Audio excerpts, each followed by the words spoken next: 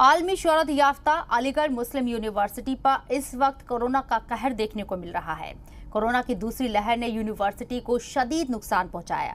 गुज़िश्ता कुछ दिनों में एमयू के 16 प्रोफेसर कोरोना की जद में आने से जिंदगी की जंग हार गए। इसके अलावा तकरीबन 20 नॉन टीचिंग स्टाफ की जान भी कोरोना ले चुका है।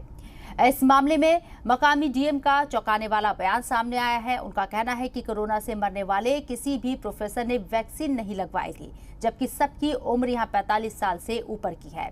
अब सवाल उठ रहा है कि क्या सही वक्त पर प्रोफेसर वैक्सीन लगवा लेते तो उनकी जान बच जाती, या सिस्टम में कहीं कुछ और खामी रह गई है। आज के मुद्दा में आज हम इन्हीं सवालों के जवाब तलाशेंगे, जहां बात करने के लिए हमारे साथ मौजूद रहेंगे मौलाना आज़ाद नेशनल यूनिवर्सिटी के चांसलर फिरोज बख्त अहमद साहब, स्टार इमेजिंग के डायरेक्टर डॉक्टर समीर भट्ट साहब, जबकि फोन लाइन पर हमारे साथ जुड़ेंगे ओल्ड बॉयज स्टूडेंट एसोसिएशन के साबिक सदर इरशाद अहमद साहब। लेकिन इससे पहले देखिए ये खास रिपोर्ट।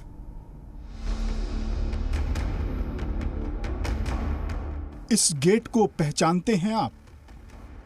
इस कैंपस को जानते हैं आप? ये अलीगढ़ मुस्लिम यूनिवर्सिटी है। अलीगढ़ मुस्लिम यूनिवर्सिटी यानी एएमयू, मगरबी यूपी की वाहिद सेंट्रल यूनिवर्सिटी। कोरोना वबा ने इस यूनिवर्सिटी को बड़ा नुकसान पहुंचाया है।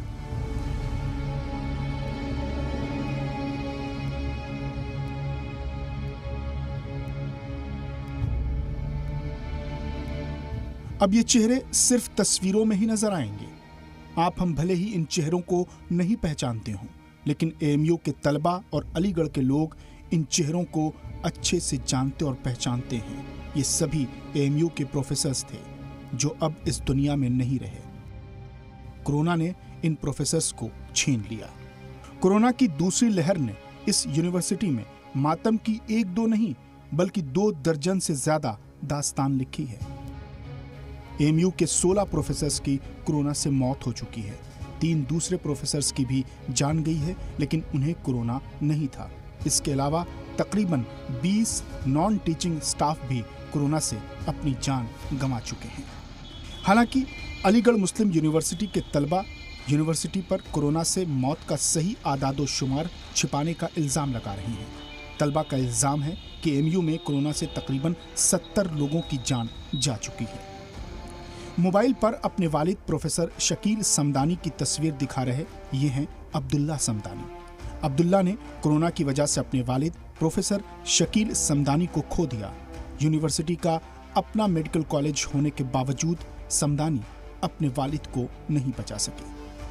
उनकी थोड़ी तबीयत तो ख़राब थी, लेकिन मुझे नहीं लगता कि मेडिकल कॉलेज या यूनिवर्सिटी की उसमें ज़रा भी कोई गलती है। वहाँ पे उनका बहुत प्रॉपर ट्रीटमेंट हुआ। डॉक्टर्स बहुत ज़्यादा फ्रेंडली थे। इवन यूनिवर्सिटी एडमिनिस्ट्रेशन, जो कि वाइस चांसलर साहब और रजिस्ट्रार साहब, पर्सनली मुझे ही नहीं सब लोगों को जिनके भी पेरेंट्स एडमिट थे। अब्दुल्ला मानते हैं कि यूनिवर्सिटी के मेडिकल कॉलेज ने वालिद की देखभाल में कोई कमी नहीं की है। अलीगढ़ मुस्लिम यूनिवर्सिटी से जुड़े कई लोग अस्पताल में सहूलत की कमी को प्रोफेसर्स और स्टाफ की मौत की वजह मान रहे हैं।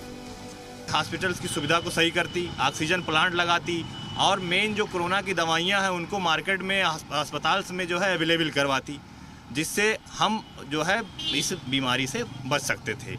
जब ऑक्सीजन ही नहीं मिलेगा, दवाई ही नहीं मिलेगी, जाहिर सी बात है जो है डॉक्टर कितना इलाज कर पाएगा। जब डॉक्टर के पास हर सुविधा अवेलेबल होगी तभी तो मरीज को बचा पाएगा।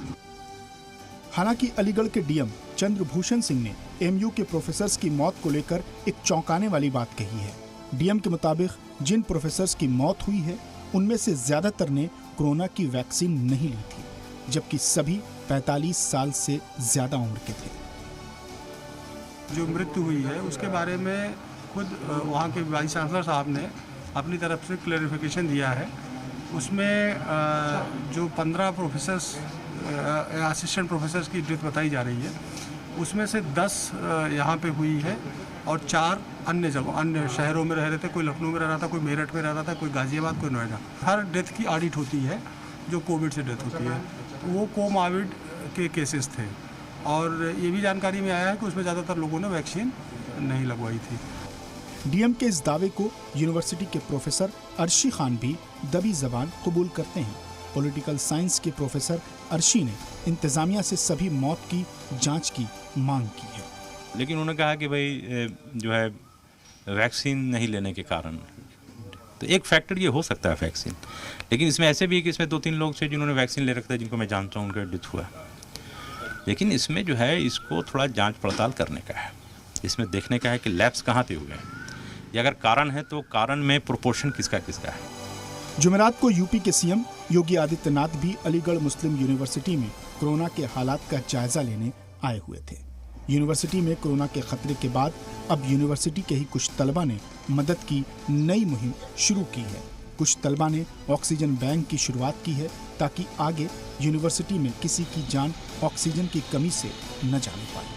इन प्रोफेसर्स में भी मैं आपको फैक्ट बताऊं, कई सारे लोग हैं जो सिर्फ ऑक्सीजन की कमी की वजह से डेथ हुई है जिनकी, अगर उनको ऑक्सीजन मिल जाती तो शायद वो आज जिंदा होते।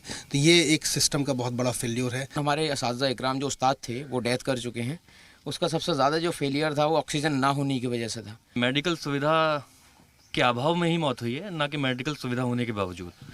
मेडिकल के अंदर सबसे बड़ी दिक्कत यह है कि जितने भी पेशेंट्स आ रहे हैं, सबसे पहले तो पूरे ज़िले में ये मांगा जा रहा है कि आप ऑक्सीजन सिलेंडर लाइए तो हम एडमिट कर लेंगे आपको।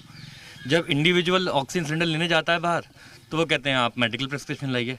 तो इस तरह इंडिविजुअल जाएगा कहाँ? और ये डेथ जो है ये अंडर काउंट है, चाहे वो एमयू के प्रोफेसर्स की हों या अलीगढ़ के लोगों की हों। है तो सब कुछ है यहाँ मेडिकल भी है, उसकी पढ़ाई भी है, यहाँ हॉस्पिटल भी है, उसमें डॉक्टर भी हैं, मगर जो यहाँ का निज़ाम है, जो सिस्टम है सर, उसमें प्रॉब्लम है। अब यहाँ से जो बच्चे जाते हैं, या प्रोफेसर हों, चाहे बच्चे हों, चाहे बाहर के आदमी, कोई भी जाता है सर, सबको ये इसी तरह झेलना पड़ता है। हम लोग खुद देखते हैं सर कि जो लोग हॉस्पिटल में हैं तो उन तक ऑक्सीजन पहुंचने में बहुत दिक्कतें होती है। एक आदमी दूसरों को फ़ोन करता है, फिर वो उसको फ़ोन करता है, फिर कहीं सिलेंडर मिलता है, फिर कहीं ऑक्सीजन मिलता है, इतना आदमी में डेथ हो जाता है। कोरोना ने हर किसी को दर्द दिया है, एमयू भी इससे अछूता नहीं रहा है। कई काबिल प्रोफेसर्स हमसे जुदा हो गए। कोरोना की दूसरी लहर से हम लड़ाई तभी जीत पाएंगे जब मिलकर इसका मुकाबला करेंगे, जब वैक्सीन लगवाएंगे और कोविड एसओपीज पर अमल करेंगे। जी मीडिया के लिए अलीगढ़ से राजू राज की रिपोर्ट। और आज के मुद्दा में हमारे साथ बात करने के लिए हमारे तमाम मेहमान हमारे साथ जुड़ गए हैं। इरशाद अहमद साहब, साबिक सदर ओल्ड बॉयज स्टूडेंट एसोसिएशन से, इसके साथ ही फिरोज बख्त अहमद साहब चांसलर हैं मौलाना आज़ाद नेशनल यूनिवर्सिटी के, डॉक्टर समीर भट्ट साहब हैं डायरेक्टर है स्टार इमेजिंग के। आप सभी का इस्तकबाल है जी सलाम में। फिरोज बख्त अहमद साहब, मेरा पहला सवाल आपसे है, जिस तरह से कहा जा रहा है कि अगर प्रोफेसर्स की कोरोना की वजह से जो मौतें हुई हैं उसको लेकर डीएम ने एक चौंकाने वाला खुलासा किया है कि अगर ये लोग वैक्सीन लगवा लेते, खुद को वैक्सीनेट करा लेते तो शायद इनकी जान बच जाती। कितना इत्तेफाक रखते हैं आप? देखिए, मौत और जिंदगी खुदा के हाथ में होती है, ये हम सब जानते हैं। और इतने सारे प्रोफेसर, इतना काबिल, समझिए क्रीम चली गई हमारी कम्युनिटी की एएमयू के अंदर, इतने बड़े बड़े वो काबिल लोग थे। तो अब इसमें ये देखिए कि अब कहा यह जा रहा है कि उन्होंने वैक्सीन नहीं लगवाई, इसकी क्या वजह हो सकती है? ये तो देखिए अब जो जांच करने वाले लोग हैं, जांच पड़ताल करने वाले लोग हैं, मेडिकल सिस्टम के लोग हैं, साइंटिस्ट हैं, ये उसका पता लगाएंगे। आमतौर पर अगर ये कहा जा रहा है कि ये वैक्सीन ना लगवाने की वजह से ऐसा हुआ है, तो एक पॉसिबिलिटी ये भी हो सकती है। और दूसरी पॉसिबिलिटी ये भी हो सकती है कि महज एक इत्तेफाक है कि अल्लाह का हुक्म हुआ और सारे लोग उसी वक्त गुजर गए। कुछ हम नहीं कह सकते, ये बड़ा अजीब दौर है, दुनिया बदल चुकी है और ये जो पेंडेमिक है इसका कुछ सिरा पता नहीं लग रहा है, कहाँ से शुरू हुआ, कहाँ ये खत्म होगा, अगले दिन कौन बचता है, कौन नहीं बचता है, नोबडी नोज। तो बड़ा ये समझिए क़यामत सुगरा का सीन है, बस सूर नहीं फूका है, लेकिन ये सब चीजें हो रही हैं। कितने साथी हमारे चले गए, अब आगे का कुछ नहीं पता। लेकिन एएमयू में जो कुछ हुआ है, लेकिन मैं ये जरूर कहना चाहूंगा कि जो यहाँ आपके चीफ मिनिस्टर हैं, उन्होंने एक अच्छा सबूत दिया यहाँ पे आके। इस बात मुझे ये मतलब कम से कम ये तो हुआ कि यहाँ पर आके उन्होंने इस बात का पता लगाने की कोशिश की कि इतने काबिल लोग कौम के, मुल्क के कैसे एकदम से चले गए। और ये कहना कि भाई नहीं लगवाए वैक्सीन, तो देखिए वैक्सीन के भी बड़े लोगों ने मेरा ख्याल है वैक्सीन लगवाने ना बेहतर है। फिर भी मैं समझता हूँ जिंदगी जो है अल्लाह के हाथ में होती है, लेकिन वैक्सीन अगर लगवा लेते, वैक्सीन के ऊपर भी कुछ लोगों ने, खासतौर से कुछ सियासी नेताओं ने बड़ा जो है उसके ऊपर उन्होंने जो है शोर शराबा मचाया कि हम इस पार्टी की वैक्सीन नहीं लगवाएंगे। ये कोई तरीका नहीं है। वैक्सीन एक साइंटिफिक प्रोसीजर से बनाई जाती है, उससे लगाई जाती है, उसको पास किया गया, उसको खुद वजीर आजम ने पहले लगवाया। तो मैं समझता हूँ जिन लोगों ने इस तरह का शुकूक व शुबहात जाहिर करने शुरू कर दिए कि वैक्सीन लगा के पता नहीं क्या हो और वो जो है नामर्द हो जाए, ये बचकाना बातें हैं। इस किस्म की ये जो बेवकूफ़ी की बातें हैं, बेवकूफ़ का माहौल है जो हमने बना रखा है, अपने चारों तरफ गढ़ रखा है, इससे मुल्क को कौम को बाहर आना चाहिए। ये मैं सिर्फ मुसलमानों के लिए नहीं कह रहा, गैर मुस्लिम बिरादरान वतन में भी बहुत से ऐसे लोग हैं जिन्होंने वैक्सीन के ताल्लुक से इस तरह की बातें कही। देखिए, वैक्सीन अल्लाह का शुक्र है, बहुत हिंदुस्तान एक तरह से विश्व गुरु बन गया वैक्सीन के मामले में। अब लोग उसको माने या ना माने अलग चीज़ है, लेकिन वज़ीर आज़म मोदी को मुबारकबाद देनी चाहिए, पूरी उनकी टीम को, साइंटिस्ट की और जो उनके डॉक्टर्स हैं उनकी टीम को, कि कम से कम 2 वैक्सीन तो ले आए। और फिर देखिए, बहुत बड़ा ये बहुत बड़ी जिम्मेदारी है। ये कोई छोटा मोटा मुल्क नहीं है 20-25 करोड़ का, या लेकिन वही यहाँ पर फिरोज साहब हम यही कह रहे हैं कि मतलब जो भी प्रोफेसर जिनका इंतकाल हुआ है, सबकी उम्र 45 साल से ज़्यादा की थी। तो कहीं ना कहीं उनको, हालांकि अल्लाह उनकी रूह को सुकून दे, लेकिन कहीं ना कहीं उनको वैक्सीन लगवा लेनी चाहिए थी। जो एक दिल में डर था वो ख़त्म हो जाता कि अगर वैक्सीन उन्होंने लगवाई होती तो शायद मौत ना हुई होती।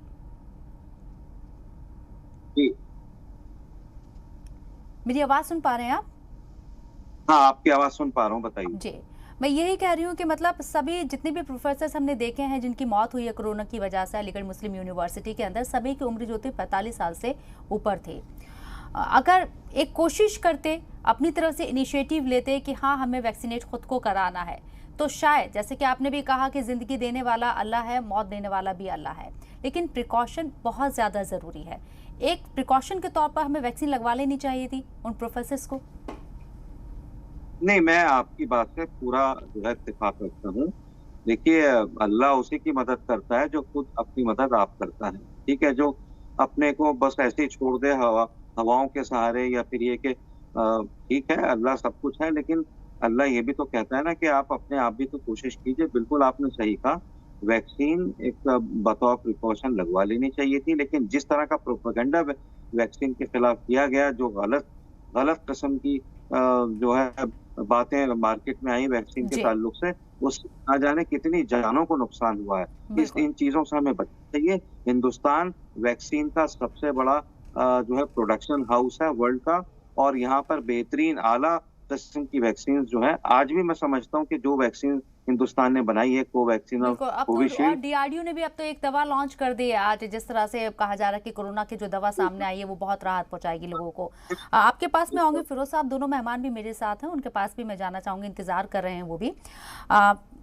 इरशाद साहब, आपसे मेरा सवाल है, अलीगढ़ मुस्लिम यूनिवर्सिटी से कुछ आवाज़ें ऐसी भी आ रही हैं कि सियासत की जा रही है। कहा जा रहा है कि भाई खामियां हैं, मेडिकल डिपार्टमेंट के अंदर खामियां हैं, इलाज बेहतर तरीके से नहीं मिल पा रहा है, ये भी एक वजह रही है। कितना इत्तेफाक रखते हैं आप?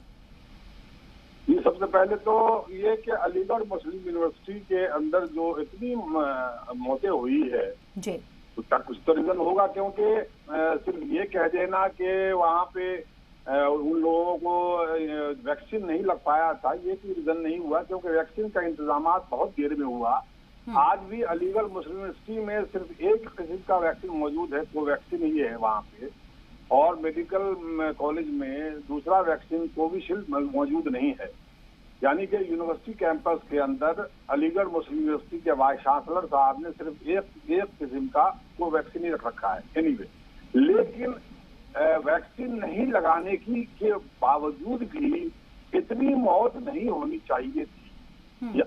वहाँ पे बात करने के बाद मुझे अंदाजा हुआ है कि वहाँ पे बहुत सारी मौतें ऐसी भी हुई है जिसको ऑक्सीजन नहीं मिल पाया, और बहुत सारे लोग तो गेट के बाहर उनका ऑक्सीजन लेवल कम होता रहा। 2-3 टीचर तो ऐसे थे जिनको वो बेड भी नहीं दे पाए और गेट के बाहर ही उनका इंतकाल हो गया। यूनिवर्सिटी के टीचर थे, उस्ताद थे वो। लिहाजा मैं कहना ये चाहता हूँ कि अलीगढ़ मुस्लिम यूनिवर्सिटी में ही नहीं, पूरे हिंदुस्तान में इसका अप्रीहेंशन नहीं था, अंदाजा नहीं था कि ये सेकेंड वेव इतने तेजी से, इतने बड़े लार्ज स्केल पे आएगा, और जिसकी वजह से इंतजामात की कमी रह गई थी। जहाँ पूरे हिंदुस्तान में कमी थी, अलीगढ़ मुस्लिम यूनिवर्सिटी में भी कमी थी। और जब वहाँ उस दिन जब वेव पीक पे था उस वक्त इतने बेड भी नहीं थे, और जितने लोग वहाँ जो आईसीयू था, आईसीयू या वे लोग थे, उसका ऑक्सीजन निकाल के दूसरे को लगाया नहीं जा सकता था। लिहाजा कई टीचर वहाँ बाहर ही बेतहाशा परेशानी में रह गए, उनको ऑक्सीजन अवेलेबल नहीं हो पाया और लोग इंतकाल फरमा गए। मैं कहना चाहता हूँ कि बहुत सारी मौतें जो इमरजेंसी कंडीशंस में जो जिस तरह का वहाँ मेडिकल फैसिलिटीज थी उसकी कमियों की वजह से भी हुई है।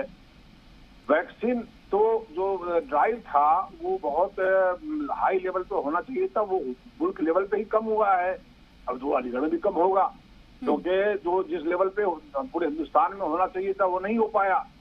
जो आज हम सब लोग मानते हैं इस बात को, जो होना चाहिए था वो नहीं हो पाया था, तभी तो ये सेकंड वेव इतना हाई लेवल का हुआ और परेशान पूरा मुल्क परेशान हो रहा है। तो अलीगढ़ में भी कम हुआ, उस लेवल पे नहीं हो पाया, लेकिन उसकी वजह से इतनी मौतें नहीं हो सकती थी। मौत होने की 3 बेसिक बुनियादी वजह मुझे लगती है कि तो जांच का विषय है, जांच का विषय है। और इसी को लेकर एमयू के जो वीसी हैं प्रोफेसर तारिक मंसूर, उन्होंने आईसीएमआर को खत भी लिखा है। उनका कहना है कि जो यूनिवर्सिटी सटे सिविल लाइंस इलाके उसमें किसी खास तरह का वायरस फैल रहा है। इसको लेकर मैं डॉक्टर समीर भट्ट साहब से बात करना चाहूंगी, वो ज्यादा बेहतर तरीके से बता पाएंगे क्या नया वेरिएंट जो है, नया वायरस का जो नया वेरिएंट है, क्या वो भी मौजूद है इस वक्त? इसको लेकर हमें कहीं ना कहीं सतर्क रहने की जरूरत है और इस पर रिसर्च करने की भी जरूरत है। डॉक्टर समीर भट्ट साहब। देखिए, जिस तरह से हम सुन रहे हैं नई तरह के वेरिएंट्स आ रहे हैं, नए म्यूटेंट्स आ रहे हैं, वायरस अपना रूप बदलता रहता है। पर अभी जैसा भारत में देखा गया है, भारत में ज्यादातर अधिक एक तो डबल म्यूटेंट को काफी हद तक देखा गया और एक यूके म्यूटेंट है उनको देखा गया है। फिलहाल मैं पढ़ रहा था इसमें जो इनके सैंपल्स भी गए थे जीनोम सिक्वेंसिंग के लिए, फर्दर टेस्टिंग के लिए। तो जीनोम सिक्वेंसिंग में पाया गया कि ये जो अभी भारत में मतलब जो म्यूटेंट सबसे ज्यादा कॉमन चल रहा है एग्जिस्टिंग म्यूटेंट, वही है, कोई नया अलग तरह का कोई म्यूटेंट नहीं मिला है जितना मैंने अभी जो मैं अपडेटेड हूँ उस बारे में। जो करंट म्यूटेंट्स है वही देखे गए हैं इनके अंदर।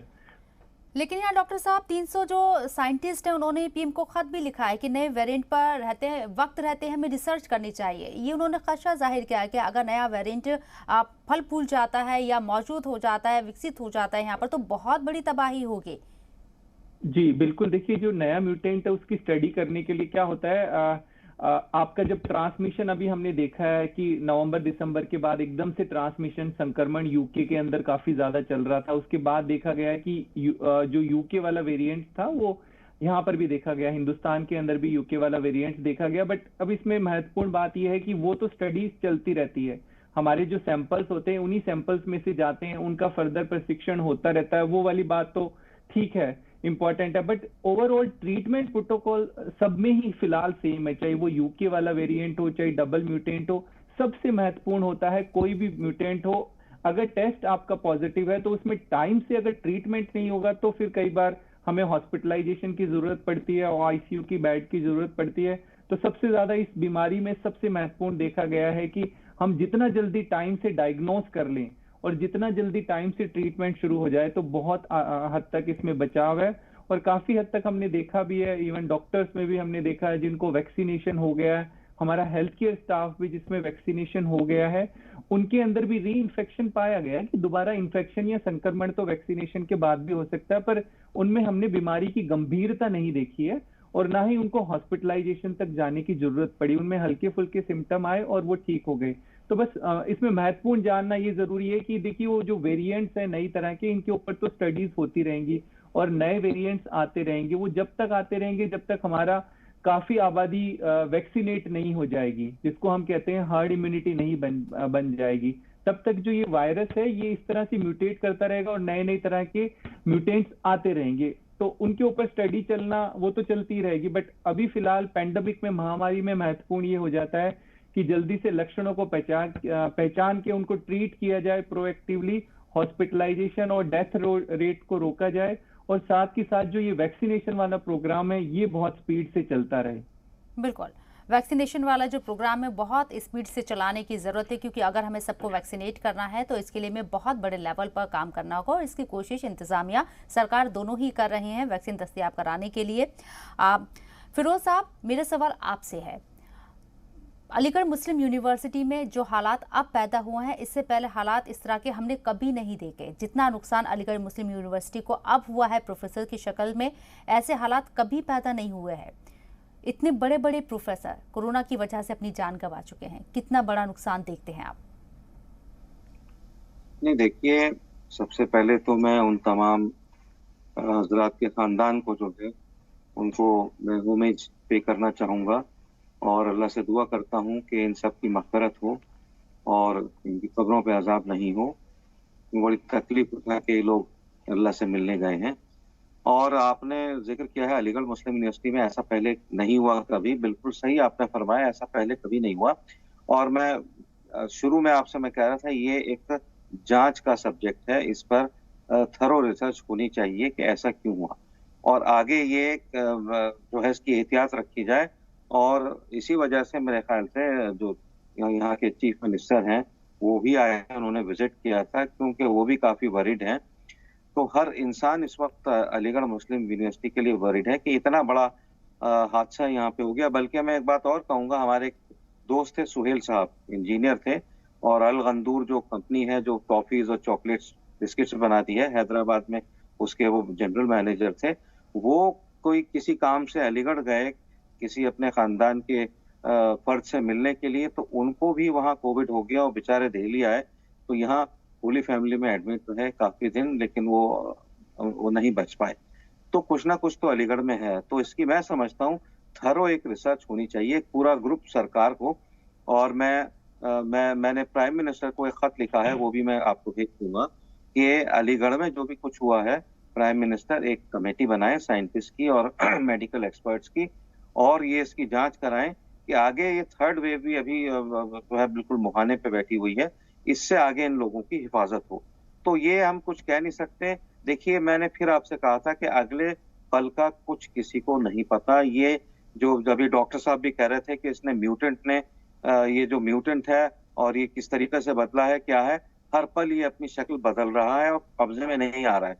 तो मैं तो समझता हूँ सबसे बड़ी गलती जो हुई है हम लोगों की, देखिए पहला जो उसका फेज था, फेज 1, इसमें प्राइम मिनिस्टर मोदी ने जो उसको कंट्रोल किया था कि लक्ष्मण रेखा, जनता कर्फ्यू, जान है तो जहान है, जब तक दवाई नहीं ढिलाई नहीं।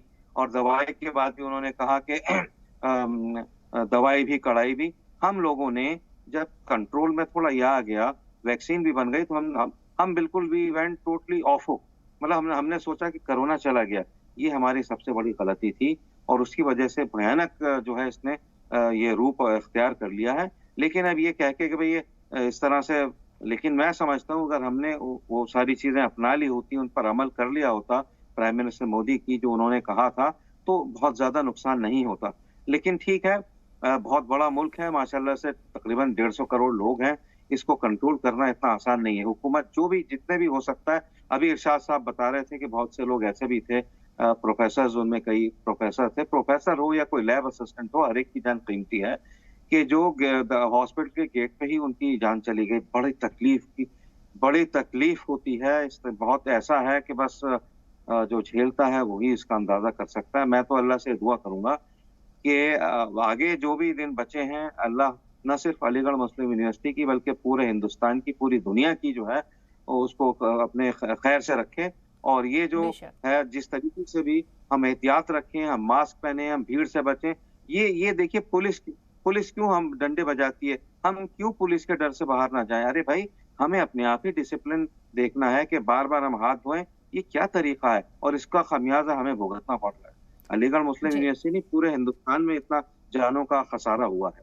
तो ये हमें इसे मोदी जी को आप थोप दें कि मोदी जी ये नहीं कर रहा है, ऑक्सीजन नहीं दे रहा है, सरकार नहीं दे रही, अमित शाह नहीं दे रहा है, इससे कहने से कुछ नहीं है। सबसे बड़ा जो कंट्रीब्यूशन है हम लोगों को करना है, एहतियात रखनी है, तब जाकर के सबसे बड़ा कंट्रीब्यूशन हम लोगों को करना है, एहतियात बरतनी है, जैसे कि फिरोज साहब भी यहाँ कह रहे हैं। आप कितना इत्तेफाक रखते हैं? कहा जा रहा है कि भाई लापरवाही हुई है, मेडिकल इक्विपमेंट पूरे नहीं थे। अलीगढ़ मेडिकल कॉलेज में, बहुत बड़ा मेडिकल कॉलेज है अलीगढ़, ऐसे में दूर दूर के जो जिले के लोग हैं वो भी वहाँ पर इलाज के लिए पहुँचते, या तो अलीगढ़ पहुँचते हैं या फिर दिल्ली आते हैं वापस।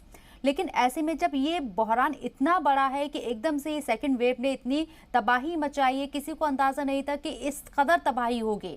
ऐसे में ऑक्सीजन की भी किल्लत हमने देखी, बेड्स की भी किल्लत हमने देखी, लेकिन अब हालात जैसे कि सुधर रहे हैं। खासकर मैं यूपी की अगर बात करूं तो अब यहाँ आज के अगर मैं बताऊं 24 घंटे के तो 10,505 नए मामले दर्ज किए गए हैं। तो कहीं ना कहीं पहले के मुकाबले बहुत राहत है। ऑक्सीजन सप्लाई भी जो है उसको यकीनी बनाने के लिए तमाम कोशिशें हो रही हैं। खुद यहाँ पर वजीर आला योगी आदित्यनाथ पहुंचे थे, जबकि देखिए 33 साल बाद कोई बीजेपी का वजीर आला एएमयू पहुंचा है। इससे पहले 1988 में सीएम नारायण दत्त तिवारी एएमयू पहुंचे थे, उसके बाद अब योगी आदित्यनाथ पहुंचे। तो रियासत अपनी तरफ से कोशिशें कर रही है, इसमें और क्या ताउन हो सकता है वहां के मकामी लोगों का?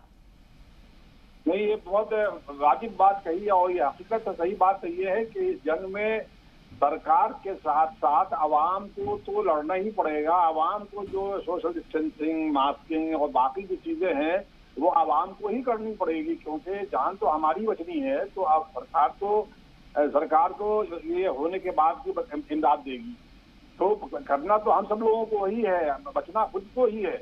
ये बात एकदम सही है। और वहाँ मुख्यमंत्री वहाँ गए और उन्होंने दौरा किया और इमदाद देने की कोशिश की। ये अच्छी बात है, अच्छी बात है, इसका खैर मकदम है। मैं ये कहना चाहता हूँ कि ये बात एकदम जायज़ है कि पूरे हिंदुस्तान में ही एक तक किसी को अंदाजा नहीं था कि इससे तेजी से होगा। उसी मैग्नीट्यूड में जिस तरह बाकी जगह परेशानियां हुई, उस तरह अलीगढ़ में भी परेशानियां हुई और इसकी जाने गई। बहुत अफसोस, बहुत अब मेरे तो 100% जो वहाँ की जाने गई है वो 100% लोग बड़ी जबरदस्त जानने वाले थे। मेरा तो जाती नुकसान समझिए है कि क्योंकि मैं वहाँ जितने वो स्टाफ थे वो सब के सब मुझे पर्सनल जानने वाले थे। बहुत सारे तो दोस्ती थे मेरे, बहुत सारे जूनियर थे, बहुत सारे सीनियर थे, बहुत सारे मेरे स्टाफ थे। लिहाजा मुझे पर्सनल लॉस है और पर्सनल तकलीफ है, अफसोस है सबका। लेकिन मैं कहना ये चाहता हूँ कि मेडिकल कॉलेज के भी कुछ न कुछ लैप्सेस तो हैं, क्योंकि अलीगढ़ मुस्लिम यूनिवर्सिटी का मेडिकल कॉलेज 150 तालिब इल्म वहाँ MBBS करता है, PG है। वहाँ पे ऑक्सीजन का प्लांट तो होना चाहिए था। कोई इतने बड़े मेडिकल कॉलेज में 2.25 करोड़ रुपए का एक ऑक्सीजन प्लांट कोई बहुत बड़ी चीज तो नहीं थी। तो ये प्लांट तो बहुत पहले कर लेना चाहिए था, जब ये ट्रॉमा सेंटर बना था उसी वक्त बना देना चाहिए था। तो ये तो बड़ी अफसोस की बात है और मुझे भी बहुत अफसोस है कि ये क्यों नहीं बना आज तक। लेकिन चलिए, वो जब हुआ। अभी वहाँ के बड़ी खुशी की बात है कि वहाँ के इंजीनियरिंग के तालिब इल्मों ने ऑक्सीजन कंसंट्रेटर खुद सेल्फ डेवलप किया है। उसकी भी सर्विस चाहिए। अपने अलीगढ़ मुस्लिम यूनिवर्सिटी के तालिब इल्म है, अपने बच्चे हैं इंजीनियरिंग कॉलेज के, उन्होंने नया ऑक्सीजन कंसंट्रेटर बनाया है और वो सेल्फ बेड है, लिहाजा बहुत सस्ता भी है। उसके छोटे छोटे कंपोनेंट्स बना के उन्होंने डेवलप कर लिया है, उसका भी यूज इस्तेमाल होना चाहिए। लिहाजा मैं ये कहना चाहता हूँ कि मेडिकल कॉलेज को वेल इक्विप्ड करना चाहिए और ऐसी कंडीशंस में जहाँ ये मेडिकल कॉलेज करीब 30 डिस्ट्रिक्ट को कैटर करता है, यूपी, वेस्टर्न यूपी और सेंट्रल यूपी के लोगों को, मरीजों को, और ऐसे मेडिकल कॉलेज को इन इवेंचुअलिटीज के लिए तैयार रहना चाहिए था, जो कि उतनी शिद्दत से तैयारी नहीं कर पाया। ये वैसे तो पूरे हिंदुस्तान ही इतनी तैयारी नहीं कर पाया था। लेकिन अब मेरा जाती जो आपके टीवी चैनल के जरिए से भी पर्सनल भी पीसी साहब से दरखास्त कर चुका हूँ कि वहाँ पे कोवैक्सीन और कोविशील्ड दोनों ही का इंतजाम कराएं वो, और वार फुटिंग पे यूनिवर्सिटी कैंपस के अंदर और यूनिवर्सिटी में कई सेंटर, यूनिवर्सिटी हेल्थ सेंटर के अंदर और कई जगह रखवा कर पूरे लोगों को जल्द से जल्द अगले 1 महीने में ही फर्स्ट डोज तो पूरे यूनिवर्सिटी को लगा देना चाहिए उनको। और सिविल लाइन में, बल्कि पूरा सिविल लाइन या तरफ भी हो तो दोनों तरफ पूरी तरह लोगों को वैक्सीनेशन ड्राइव जो है वो तेजी से काम करे, इसका आप मुतालबा कर रहे हैं। ठीक है, एक छोटे से ब्रेक के लिए हमें यहाँ रुकना पड़ रहा है। आप सभी मेहमानों के पास में आऊंगे। डॉक्टर समीर भट्ट साहब, आपके पास में आऊंगे ब्रेक के बाद। जानूंगी आपसे कि नया वेरिएंट जिसकी बात कही जा रही है, जिसको लेकर लोग बहुत ज्यादा फिक्रमंद है, क्या उसकी शुरुआत हो चुकी है या अभी वक्त है? चर्चा को आगे बढ़ाते हैं। हमारे तमाम मेहमान हमारे साथ लगातार बने हुए हैं इस मौजू पर बात करने के लिए। डॉक्टर समीर भट्ट साहब, आपसे मेरा सवाल है कि जैसा कि कहा जा रहा है कि नया म्यूटेंट आने वाला है या आ चुका है, ये मैं आपसे समझना चाहूंगी। और अगर नया म्यूटेंट आ चुका है तो ये कितना खतरनाक है? तीसरी वेव की बात कही जा रही है, कहीं ये उसी की अलामत तो नहीं है? देखिए, इसमें एक बार ये हमें समझ लेना जरूरी है कि जो ये वायरस है, ये वायरस म्यूटेट करता रहता है। मतलब सरल भाषा में समझे तो ये अपना स्वरूप बदलता रहता है। तो अब इसमें क्या है कि बहुत सारे ये म्यूटेट हो चुका है, मतलब बहुत बार ये अपना स्वरूप बदल चुका है। पर अब इसमें महत्वपूर्ण बात यह है कि कौन से वाला म्यूटेंट या कौन से वाला स्ट्रेन नया खतरनाक है।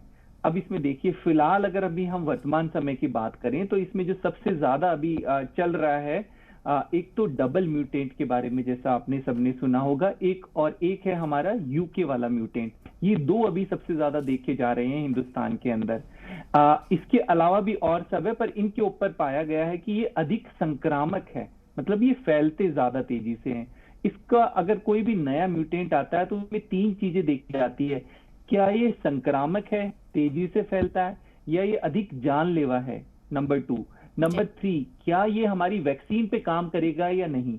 तो फिलहाल जिस तरह के अभी जो 2 सबसे ज्यादा हिंदुस्तान में देखे गए हैं, ये फैलते ज्यादा हैं। इस पे ये नहीं माना गया ज्यादा कि ये जानलेवा, ये फैलते तेजी से हैं, बहुत तेजी से, पहली बात। और वैक्सीन का इसके ऊपर अभी तक जितनी रिसर्च हुई है, इनका इफेक्ट देखा गया है दोनों तरह के म्यूटेंट्स का।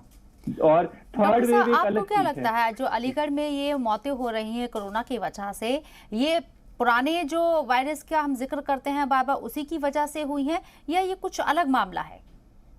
हाँ देखिए, इसके अंदर जितना मैंने अभी पढ़ा था, इसमें जो भी वहां पर जिस तरह की कैजुअलिटीज हुई हैं, उनका फर्दर जीनोम सीक्वेंसिंग के लिए सैंपल्स गया था, क्योंकि वो पॉजिटिव टेस्ट हुए थे। उन्हीं पॉजिटिव सैंपल्स को फर्दर जीनोम सीक्वेंसिंग, आगे एडवांस टेस्ट होता है जिसमें पता लगाया जाता है कि ये वाला जो म्यूटेंट है ये वही है या कोई नया म्यूटेंट है। तो जो मैंने पढ़ा था उसमें बताया गया, ये लिखा हुआ था कि ये वही वाला म्यूटेंट है जो अभी फिलहाल हिंदुस्तान के अंदर चल रहा है। चलिए फिरोज साहब, आप चांसलर हैं मौलाना आज़ाद नेशनल यूनिवर्सिटी के। जाहिर सी बात है कि जब अलीगढ़ में इस तरह के हालात पैदा हुए हैं तो दूसरे लोग भी सतर्क हो गए होंगे। ऐसे में किस तरह के एहतियात मानू के अंदर बढ़ती जा रही है? देखिए, मानू के अंदर भी कई प्रोफेसर वगैरह कुछ लोग जो हैं जहाँ वहाँ हुए हैं। अल्लाह उनकी रूह को जो है अपने जन्नतुल फिरदौस में जगह दे। लेकिन यह है कि देखिए, अल्लाह का शुक्र है कि मानू इस वजह से बेहतर है। एक तो देखिए खुली यूनिवर्सिटी है 200 एकड़ में, जो it is set in sylvan background, यानी बिल्कुल हरी भरी उसमें है, तो इतना असर नहीं है। लेकिन यह है कि हाँ, पूरी एहतियात वहाँ पर भी बढ़ती जा रही है। बाकायदा वहाँ पे रोजाना इस चीज़ का छिड़काव होता है ऑफिस वगैरह के अंदर, जो सैनिटाइजर है, सैनिटाइज किया जाता है काफ़ी चीज़ों को। तो ये एहतियात तो वहाँ बढ़ती जा रही हैं। लेकिन ये है कि सबसे जो बड़ी एहतियात है वो तो यही है कि जो शुरू में हमने सीखा था वज़ीर आज़म साहब से कि हम डिस्टेंस रखें, हम मास्क पहने, हम जो है बार बार हाथ धोएं। जब तक ये काम नहीं होगा, बाकी ये सब चीज़ें ये समझिए बात की बातें हैं। और डॉक्टर साहब ने भी इन चीज़ों की एहतियात के लिए कहा है। तो मैं समझता हूँ कि ना सिर्फ मानू यूनिवर्सिटी में बल्कि हर यूनिवर्सिटी में इस बात का ख्याल रखा जा रहा है, जितना भी कर सकते हैं किया जा रहा है, और उसमें सैनिटाइज हो रही हैं चीज़ें। और सबसे बड़ी चीज़ यह है कि एक बड़े अफसोस की बात है, अभी भी मैं जब रोड पे निकलता हूँ, देखिए मैं यहाँ जाकिर नगर में रहता हूँ, तो मुझे बड़ा अफसोस होता है, कई लोग अभी भी बगैर मास्क के कई सारे लोग निकल जाते हैं। अल्लाह उनको भी खैर से रखे, उनको उनकी तबीयत भी ठीक रखे। लेकिन ये सब ठीक नहीं है, ठीक है। और जब पुलिस सख्ती करती है, अरे मैं कह रहा हूँ, अभी आपने फरमाया था कि भाई ये आप अपनी जान बचाने के लिए जो है जब आपको ये करना चाहिए, तो आपको क्यों जरूरत है कि फौज आपके ऊपर जो है वो लगाई जाए या पुलिस की सख्ती की जाए? आप you have to save your own life, और उसका आपकी जान आपके अपने हाथ में है। लेकिन अगर आप एहतियात नहीं करेंगे तो ये चीजें होंगी और ये इस तरह से फिगर जो है बढ़ता जाएगा। मैं अल्लाह से दुआ करता हूँ कि चाहे वो अलीगढ़ मुस्लिम यूनिवर्सिटी हो, चाहे वो मौलाना आज़ाद नेशनल उर्दू यूनिवर्सिटी हो, या कोई भी यूनिवर्सिटी हो, हमदर्द यूनिवर्सिटी हो, जो भी हो, दिल्ली यूनिवर्सिटी हो, मुंबई यूनिवर्सिटी हो, हर जगह अल्लाह जितने भी हमारे प्रोफेसर हैं, हमारे बच्चे हैं, या जो भी वहाँ स्टाफ काम करता है, उनको इस वबा से, इस खतरनाक बीमारी से महफूज रखे। और यह है कि बिल्कुल सही कहा डॉक्टर साहब ने कि इसके जो म्यूटेंट हैं, ये अपना स्वरूप रूप ये बहरूपिया है और बदलता रहता है, इंसान को धोखा देता रहता है। लेकिन फिर भी जो एहतियात हैं, 3 बेसिक एहतियातें, बाहर हम नहीं निकलें और कम से कम बाहर निकलें सिर्फ उस वक्त जब इमरजेंसी हो, और डबल मास्क लगाएं, दोहरा मास्क लगाएं, और बाहर से आने के बाद हाथ धोएं कम से कम अगर पूरा नहीं नहाए। ये बेसिक चीजें, और कोई इसका इलाज तो है नहीं दुनिया में। इसका तो इलाज यही कि अल्लाह ठीक कर दे तो ठीक। बाकी एहतियात हमें पूरी रखनी। इरशाद अहमद साहब, आपसे मेरा सवाल है, आप खुद अलीगढ़ यूनिवर्सिटी में साबिक सदर रह चुके हैं ऑल बॉयज़ स्टूडेंट एसोसिएशन के। अलीगढ़ यूनिवर्सिटी से आवाज़ें उठ रही हैं कुछ यूनियन तलबा यूनियन की जानिब से भी और कुछ तलबा के ज़रिए भी कि मौत के जो आदाद शुमार हैं, अमवात के जो आदाद शुमार हैं वो छुपाए जा रहे हैं। क्या आप इस बात से इत्तेफाक रखते हैं? क्योंकि वहाँ से जो इंफॉर्मेशन आ रही हैं वो कुछ ऐसी आ रही हैं, वो अब लेकिन वो भी जाने के बाद या मालूम करने के बाद बता पाऊंगा। लेकिन जो मेरा अभी भी यूनिवर्सिटी के वाइस चांसलर से या वहाँ के इंतजामिया से यही कहना है कि जो बुनियादी काम यूनिवर्सिटी को करना चाहिए वो 3 करना चाहिए। पहला तो ये कि कैंपस और कैंपस के बाहर बहुत तेजी से वैक्सीनेशन करवाना चाहिए और सिर्फ उनके पास कोवैक्सीन है, दूसरा कोविशील्ड भी मंगाना चाहिए और दोनों को कराना चाहिए तेजी से। दूसरा जो यूनिवर्सिटी को करना चाहिए कि जो उनको बहुत ही ढंग से फिर से दोबारा एक बार देखना चाहिए कि उनके यहाँ जो ऑक्सीजन का या ऑक्सीजन के जो पाइप का या जो आईसीयू का इंतजामात है वो ठीक है कि नहीं, मेडिकल के अंदर जो फैसिलिटी है। देखिए इरशाद साहब, आपने एक बात कही थी, मैं बीच में आपको रोक रही हूँ, आपने एक बात कही थी कि भाई मेडिकल जो खदमात हैं, जो तिब्बी सहूलियात हैं उसको हमें यकीनी बनाना होगा। अलीगढ़ मुस्लिम यूनिवर्सिटी के अंदर जो मेडिकल कॉलेज है उसके अंदर आपने बात कही थी, अगर किसी चीज़ की कमी रहती है वहाँ या चीज़ें वहाँ दुरुस्त नहीं है तो वहाँ ऑडिट होना चाहिए और जो इंटरनल वहाँ के जो इंतजामिया है उनको भी इस बात से आगाह कराना चाहिए आगे।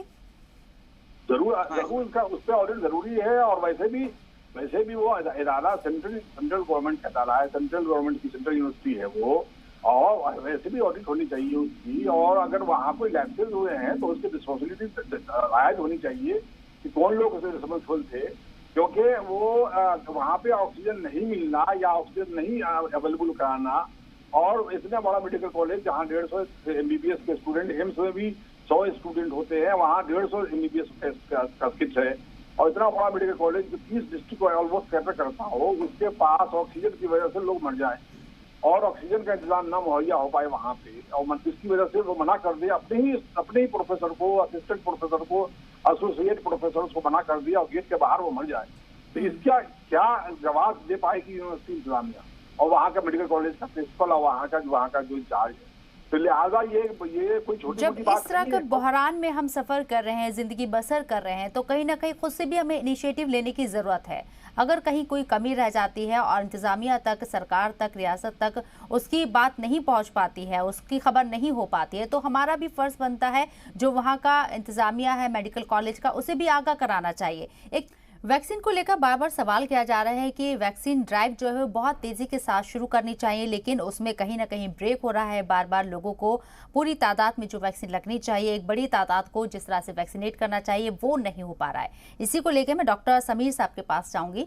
डॉक्टर समीर साहब, आपको क्या लगता है कि वैक्सीनेशन जो ड्राइव चलाई जा रही है और कई रियासतों से, कई स्टेट से ये खबरें आ रही हैं कि भाई हमें प्रॉपर मिकदार में जो वैक्सीन मिलनी चाहिए तादाद में, वो नहीं मिल पा रही है, इसकी वजह से लोगों को वैक्सीनेट नहीं किया जा रहा है। अब कोशिशें जैसे कि हो रही हैं, कोविशील्ड, कोवैक्सीन, ये दोनों वैक्सीन बना ली गई हैं। अब स्पुतनिक वी भी जैसे कि हैदराबाद में ट्रायल हो गया है, उसका वहाँ से लगनी शुरू हो गई है। जायडस की भी वैक्सीन आएगी, फाइजर भी आएगी। तो आने वाले वक्त में सूरत हाल और ज़्यादा अच्छा होगा ऐसी उम्मीद की जा रही है। लेकिन मौजूदा हाल में आप किस तरह से लोगों को यहाँ पर अवेयर करेंगे वैक्सीन को लेकर? देखिए अभी क्या हुआ है, मौजूदा हाल की अगर हम बात करें तो हमारा जो 18 वाला वैक्सीनेशन वाला हमारा ग्रुप था वो तो चल ही रहा था वैक्सीनेशन ड्राइव, और बीच में हमारी ये जो दूसरी वाली लहर है ये भी काफी खतरनाक तरीके से आ गई। तो जो ड्राइव ठीक तरीके से चल रहा था वो कहीं ना कहीं डिस्टर्ब हुआ है। बिल्कुल सही बात है, वैक्सीनेशन में पहले हेजिटेंस से चल रही थी, बट अब डिमांड काफी बढ़ गई है। जो हमारे 18 साल वाला ग्रुप है उन लोगों में तो वैक्सीन की काफी ज्यादा अवेयरनेस है और वो अपनी तरफ से भी काफी ज्यादा रजिस्टर्ड करके और सामने आ रहे हैं। दूसरी बात यह है कि जो हम वैक्सीन का अभी हमारी डिमांड की बात करें वो काफी बड़ी है, अवेलेबिलिटी नो डाउट थोड़ी कम है, कंपैरेटिवली काफी कम है। अभी प्रोडक्शन काफी ज्यादा बढ़ गया है। जो कोवैक्सीन है हमारी इंडिया की वैक्सीन है, जो कोवैक्सीन के लिए अभी उसका टेक्नोलॉजी ट्रांसफर हुआ है, मतलब और भी एक कंपनी को भी शामिल किया गया है जो वो वैक्सीन बना रही है, और इससे उसका जो है जाहिर है प्रोडक्शन काफी तेजी से बढ़ जाएगा। कोविशील्ड का भी प्रोडक्शन काफी बड़ा है, स्पुतनिक तो आई गई है, और एक जॉनसन एंड जॉनसन जिसकी सिंगल डोज की सिर्फ वैक्सीन होगी, तो वो भी भारत में जल्दी ही आने वाली है। तो उस तरह से जब काफी सारी वैक्सीन आ जाएगी, प्रोडक्शन भी बढ़ गया है, तो मुझे लगता है जो ये स्पीड अप है वैक्सीन की ड्राइव है काफी हद तक आगे बढ़ जाएगी। चलिए फिरोज साहब, जैसे कि मैंने कहा कि स्पुतनिक वी जो है वो आ चुकी है, हैदराबाद में लोगों को लगनी भी शुरू हो गई है।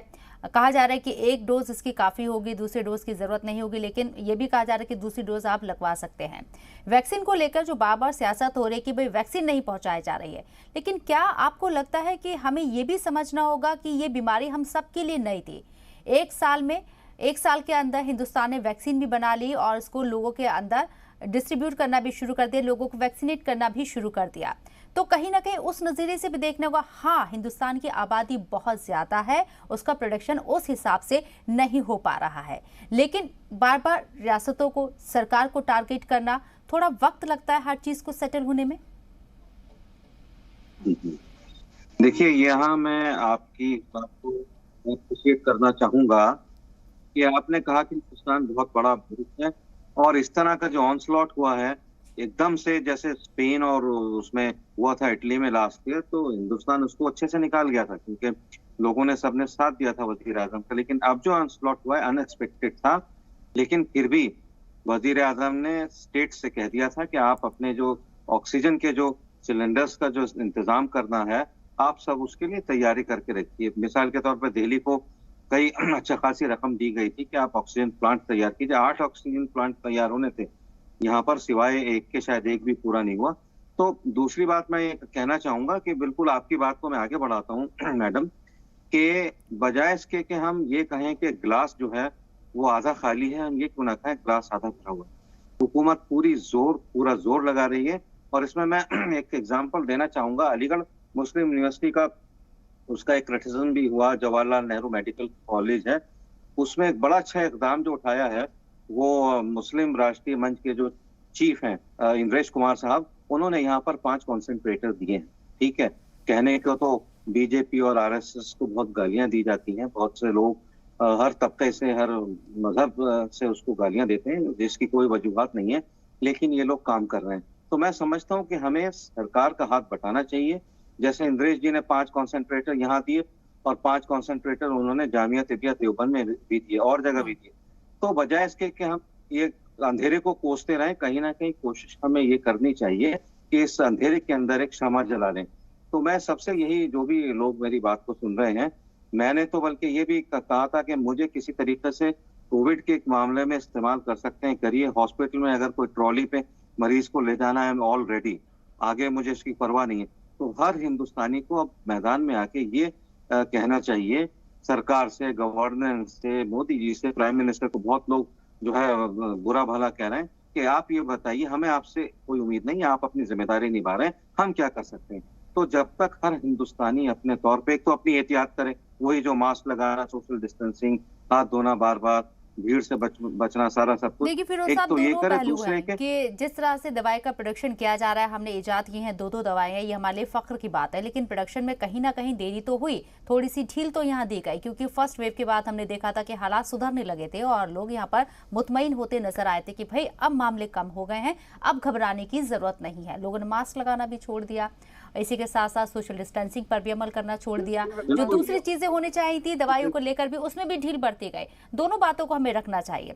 इरशाद साहब से मैं सवाल लूंगी, वो वैक्सीन को लेकर बार बार यहाँ बोल रहे हैं। इरशाद साहब, जिस तेजी के साथ हमें काम करना चाहिए था उसमें लेट लतीफी तो हुई है, क्या आपको लगता है कि तीसरी वेव आने की जो बात कही जा रही है उससे पहले लोगों को वैक्सीनेट कर लिया जाएगा काफी हद तक? जी, मैं पहले 2 बातें कर दूं साहब आपको। पहली बात तो ये है कि जो कोविशील्ड है जी, इसमें कोई कंट्रीब्यूशन गवर्नमेंट का नहीं है, वो तो प्राइवेट कंपनी है और उसको इसका रिसर्च भी ऑक्सफोर्ड में हुआ है, तो इससे गवर्नमेंट का कोई लेना देना नहीं है। और दूसरा जो वैक्सीन है, इसमें भी सिर्फ ICMR ने सिर्फ 48-50 करोड़ के आसपास दिया है बायोटेक को, लिहाजा इसमें कोई खास कंट्रीब्यूशन गवर्नमेंट का है नहीं, दोनों प्राइवेट कंपनीज है। तो इसमें और साथ में ये है कि मार्च के शुरू के पहले हफ्ते, फिरोज साहब आऊंगी मैं आपके पास, इरशाद साहब को अपनी बात कंप्लीट करने दीजिए। शुरू के पहले हफ्ते में ही जो हिंदुस्तान के स्वास्थ्य मंत्री हैं, हेल्थ मिनिस्टर हैं, उन्होंने, हर्षवर्धन साहब ने ऐसा बयान दे दिया था कि आप खत्म हो गया ये सब कुछ, लिहाजा ये कहना कि सरकार सीरियस थी, सरकार खुद भी सीरियस नहीं थी इस इशू पे, और जिस तरह का इलेक्शन में और हुकूमत में जिस तरह का हुआ वो सबको मालूम है पूरी दुनिया को। इसलिए ये कहना कि सरकार सीरियस थी और सेकंड वेव के लिए कुछ भी सीरियस नहीं थी, तो सरकार ने तो कुछ भी नहीं किया ऐसा कि जिसकी वजह से रोकथाम होता। और ये जो कंडीशन, जो हालात यहाँ तक पहुंचे हैं, उसमें तो बहुत सारी जिम्मेदारी है बहुत सारे लोगों की। और लेकिन उसके बावजूद भी वैक्सीनेशन काम जो जिस लेवल पे चलना चाहिए था वो हुआ नहीं, कुछ भी नहीं हुआ वैक्सीनेशन काम। ये मुल्क 130 करोड़ का मुल्क है, जिसमें करीब 70 करोड़ लोगों को लगना है वैक्सीनेशन, अगर 18 साल की उम्र वालों को लगाना है तो अब 70 करोड़ लोगों को लगाना है और आज 17 करोड़ लगा पाए हैं अब तक, और थर्ड फेज आने के कगार पे है। तो लिहाजा उस वार फुटिंग में नहीं हो पाया है काम, और दुनिया भर को आप बांट रहे थे। तो लिहाजा वो सब बातें तो है अपनी जगह, सब कुछ सही है, लेकिन चलिए खामियां निकालना नहीं चाहिए। जितना आप है हम सब लोगों को मिलके इससे लड़ना है, ये सरकार को हम सब लोगों को मिलके इससे लड़ना है, क्योंकि जाने तो गई है, जाने तो मुल्क के लोगों की गई है, हम सब लोगों की जाने गई, हम सब लोगों ने अपने दोस्तों को, रिश्तेदारों को, सबको दबाया है। लिहाजा ये जाने तो वापस नहीं आने वाली है, तो उसमें कमियां ढूंढने से कोई फायदा होने वाला नहीं है। लेकिन हम किसी का पीठ भी थपथपा नहीं सकते, जो जाने तो गई है, किसी न किसी की तो खामियां थी, और जिसकी खामियां थी सबको मालूम है। अगर दिल्ली में भी लोगों को ऑक्सीजन नहीं मिले, बेड नहीं मिले, ICU नहीं मिले, वेंटिलेटर नहीं मिले, तो किसकी, चाहे केजरीवाल की खामियां हो, चाहे सेंट्रल गवर्नमेंट की खामियां तो थी। यूपी में नहीं मिले तो यूपी के मुख्यमंत्री की खामियां तो थी, तो खामियां तो थी। बिहार में नहीं मिले तो नीतीश कुमार की खामियां तो थी। लिहाजा कमियां तो थी, कमियां को कैसे इग्नोर किया जा सकता है कि कमियां नहीं थी। अलीगढ़ मुस्लिम यूनिवर्सिटी में अगर मेडिकल कॉलेज में लोग मर गए, कितने लोग मर गए, तो अलीगढ़ मुस्लिम यूनिवर्सिटी मेडिकल कॉलेज की तो खामियां थी, उस पर तो वहाँ पे इंक्वायरी होनी चाहिए। जो भी ये भी कहीं ना कहीं जांच का मौजू है, और इस पर भी जिस तरह से लगातार मुतालबा किया जा रहा है, हो सकता है आगे इस पर जांच भी हो। डॉक्टर साहब, आपसे मेरे सवाल है वैक्सीन को लेकर ही। जैसे कि मैंने कहा, कोविशील्ड और कोवैक्सीन को लेकर शॉर्टेज जरूर हुई है, लेकिन फिर भी ड्राइव चल रही है। कई जगहों पर ड्राइव को रोकना भी पड़ा है, लेकिन कुछ वक्त के लिए फिर से वहां पर ड्राइव को शुरू कर दिया गया है। अब स्पुतनिक वी आ गई, जॉनसन एंड जॉनसन की वैक्सीन आ जाएगी, फाइजर आ जाएगी। ऐसे में आपको लगता है कि तीसरी लहर जब आएगी उससे पहले हम यहाँ पर ज्यादा से ज्यादा लोगों को वैक्सीनेट कर पाएंगे? कितना बड़ा चैलेंज होगा ये? हाँ, देखिए, एक तो इसके अंदर अभी जो कोविशील्ड है, हमारी कोविशील्ड भारत के अंदर मैन्युफैक्चर हो रही है, जो आपका एस्ट्राजेनिका के साथ जिसका टाई अप है, बट मैन्युफैक्चरिंग भारत के अंदर ही चल रही है। प्रोडक्शन उसका काफी ज्यादा बढ़ी गया है। और दूसरा, मैंने आपको बताया कि कोवैक्सीन को एक और कंपनी बना रही है अभी, और भी जो भी भारतीय कंपनी है, तो डेफिनेटली प्रोडक्शन तो काफी बढ़ी गया। और दूसरा, हमने अपना 18 साल वाले ग्रुप को भी शामिल कर लिया है, और अभी काफी सारे लोगों को नेचुरल इन्फेक्शन भी हुआ है, तो वो भी एक तरह की हर्ड इम्यूनिटी होती है ना। और जो कोविशील्ड का गैप भी बढ़ा दिया गया है, क्योंकि अभी 12 से 16 हफ्ते कर दिया गया है, तो वो भी बीच का एक टाइम मिल रहा है। तो ये सब पॉलिसीज और SOPs के साथ संभवतः हुआ हमारी जो ये आपकी ड्राइव है ये तेज होगी, जैसा अभी हम बात कर रहे थे, और हम शायद थर्ड वेव से पहले इसको पूरी तरह से काफी लोगों को वैक्सीनेट कर पाएंगे। ये अच्छी बात है कि हम तैयार हैं आने वाली वेव के लिए भी। फिरोज साहब, एक छोटा सा जवाब मैं आपका चाहूंगी चलते चलते, वह बहुत मुख्तसर सा, क्या पॉजिटिव पैगाम देना चाहेंगे नाज़रीन को ऐसे वक्त में आप? देखिए, ये मेडिकल इमरजेंसी का वक्त है, और इसमें बहुत सही बात कही थी इरशाद साहब ने कि हमें नेगेटिव की तरफ नहीं, पॉजिटिव की तरफ देखना है। और ठीक है, कमियां हुई हैं। मोदी साहब के हाथ में कोई अलाउद्दीन का चिराग नहीं है कि वो चिराग उन्होंने फेरा और सब कुछ, सब जगह रोशनी हो गई और सब ठीक हो गया। कोशिश हम सबको करनी चाहिए। सरकार में आपको यकीन दिलाना चाहता हूँ, कमियां हुई हैं सरकार से, लटके झटके सरकार की तरफ से भी हुई है, क्योंकि किसी को उम्मीद नहीं थी कि इस तरह से एकदम से ये तूफान की तरह, आंधी और तूफान की तरह ये वबा हमारे ऊपर सेकंड वेव इस तरह से आ लेगी। किसी को उम्मीद नहीं थी, ठीक है। और ये बात उन्होंने भी कही अपनी तकरीर में, जो सरसंघचालक हैं मोहन भागवत साहब, के किसी को उम्मीद नहीं थी इस चीज की। लेकिन अगर ये आई है तो इस चैलेंज को हम कबूल करेंगे और हम इसके ऊपर जीत पाएंगे। और जो लोग जो नहीं बच पाए उनके लिए तो बस यही है कि अल्लाह से ही दुआ करेंगे कि जहाँ भी उनकी रूह हो उसको तस्कीन हो, और बाकी लोग हैं अल्लाह उनकी जानों को बचाए। कोशिश यही रहेगी। And let us B positive, not negative. चलिए, आप तमाम लोगों का हमारे साथ जुड़ने के लिए, अपना कीमती वक्त देने के लिए बहुत बहुत शुक्रिया इस मौजू पर बात करने के लिए। तो तमाम नाज़रीन से यही कहना चाहेंगे हम कि वैक्सीनेशन ड्राइव को तेज़ करने के बाद, जैसे कि कही जा रही है रियासतों की जानिब से भी, हुकूमत की जानिब से भी, ऐसे में जहाँ वैक्सीनेशन हो रहा है, जिन ज़िलों में, जिन कस्बों में वैक्सीनेशन हो रहा है, अगर आप वहाँ पर पहुँच सकते हैं तो आप सबसे पहले जाकर खुद को वैक्सीनेट कराएं। इसी के साथ फिलहाल इस खास प्रोग्राम में इतना ही। दीजिए इजाज़त। आदाब।